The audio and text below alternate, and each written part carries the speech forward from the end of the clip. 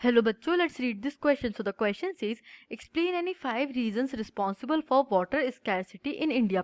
India में water scarcity के 5 reasons बताइए. Second is describe the important factors responsible for the water scarcity in world. World में water scarcity होने के जो मेजर फैक्टर्स हैं उनको डिस्क्राइब कीजिए. की कंसेप्ट देखते हैं. की concept is water scarcity. Water scarcity is majorly unavailability of fresh water और यूजेबल वाटर. आंसर देखते हैं. First point is water scarcity is an outcome of large and growing population and consequent greater demands for water and unequal access to it. जो water scarcity है, water scarcity मतलब unavailability of water, ये एक outcome है, ये एक consequence है large और growing demand का, growing population का. जब large और growing population होती है तो consequently जो demand होती है वो भी बढ़ती है. ज़्यादा लोग रहेंगे तो ज़्यादा पानी की ज़रूरत पड़ेगी और इस हिसाब से हम देखते हैं कि लार्ज और ग्रोइंग पॉपुलेशन लार्जर डिमांड भी करती है और इस वजह से हम देखते हैं कि एक अनइक्वल एक्सेस हो गया है वाटर का. किन्हीं लोगों के पास जो वेल्दी हैं, जिनके पास रिसोर्सेज अवेलेबल हैं, वो वाटर बहुत ज़्यादा वेस्ट करते हैं या उसका अनप्रेसिडेंटेड यूज़ करते हैं और अनइक्वल एक्सेस होने की वजह से वाटर स्कैर्सिटी की प्रॉब्लम और ज़्यादा बढ़ जाती है. Second point is to facilitate higher food grain production, water resources are being overexploited to expand irrigated areas and dry season agriculture. अब हम देख रहे हैं कि with the large and growing population, जब वर्ल्ड वाइड पॉपुलेशन बढ़ रही है तो क्या रहेगा, फूड ग्रेन्स का जो डिमांड है वो भी वर्ल्ड वाइड बढ़ेगा और जो फूड ग्रेन्स का प्रोडक्शन है वो भी बढ़ेगा. अब जब हम कोई भी चीज़ प्रोड्यूस करने के लिए बेसिकली एग्रीकल्चरल बेस्ड चीज़ प्रोड्यूस करने की बात करते हैं तो बहुत ऑब्वियस सी बात है कि हमें वाटर की अवेलेबिलिटी चाहिए पड़ेगी because irrigation is a major part of food production. तो यहाँ पे हम देखते हैं कि जो वाटर रिसोर्सेज हैं इनको ओवर एक्सप्लॉइट किया जा रहा है.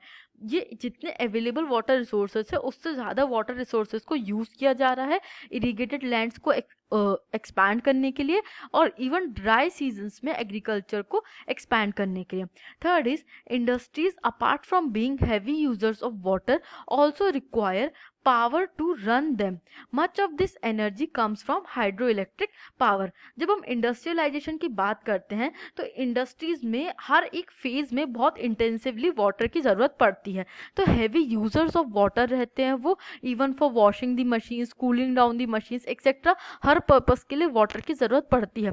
साथ ही साथ इंडस्ट्रीज को जो वर्क कर रहा है उसके लिए उनको पावर की ज़रूरत पड़ेगी, इलेक्ट्रिसिटी की ज़रूरत पड़ेगी और इसके लिए हम देखते हैं कि बहुत ज़्यादा हाइड्रो इलेक्ट्रिक पावर पे डिपेंडेंसी है जो कि अगेन वाटर पे डिपेंडेंसी बढ़ाती है और वाटर स्कैर्सिटी को और ज़्यादा इंक्रीज करती है.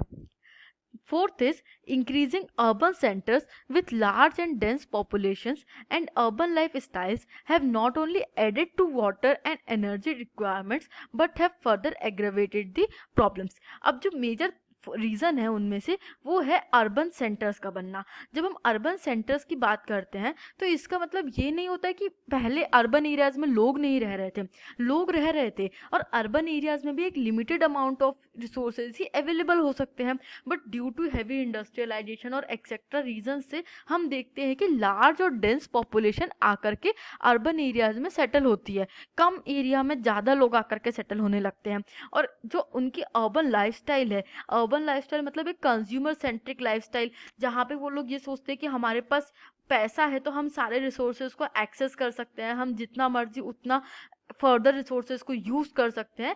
इसने सिर्फ वाटर की डिमांड को नहीं बढ़ा दिया, वाटर डिमांड को डोमेस्टिक पर्पसेस के लिए वाटर डिमांड को बढ़ाया है और फर्दर जो वाटर से अदर फैसिलिटीज़ फुलफिल होती थी जैसे इलेक्ट्रिसिटी एक्सेट्रा उनकी भी रिक्वायरमेंट्स को बढ़ाया है और फर्दर जो वाटर स्कैर्सिटी की प्रॉब्लम है उसको क्या किया है, इंक्रीज कर दिया है.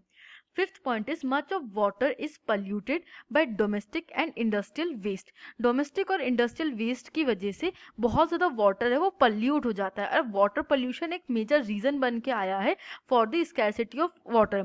हम देखते हैं कि जहाँ पे छोटे तालाब या छोटी नदियाँ होती है वहाँ पे वाटर अवेलेबल है, फ्रेश वाटर तो था, but due to this pollution, due to this domestic and industrial waste वो जो वाटर है वो यूजेबल कंडीशन में नहीं रहा. वहाँ पे बहुत ज़्यादा chemical, pesticides, fertilisers etcetera available होने लगे जो कि उसको अनफिट बना देता है ह्यूमन यूज के लिए और ये वाटर स्कैर्सिटी की प्रॉब्लम को बढ़ा देता है.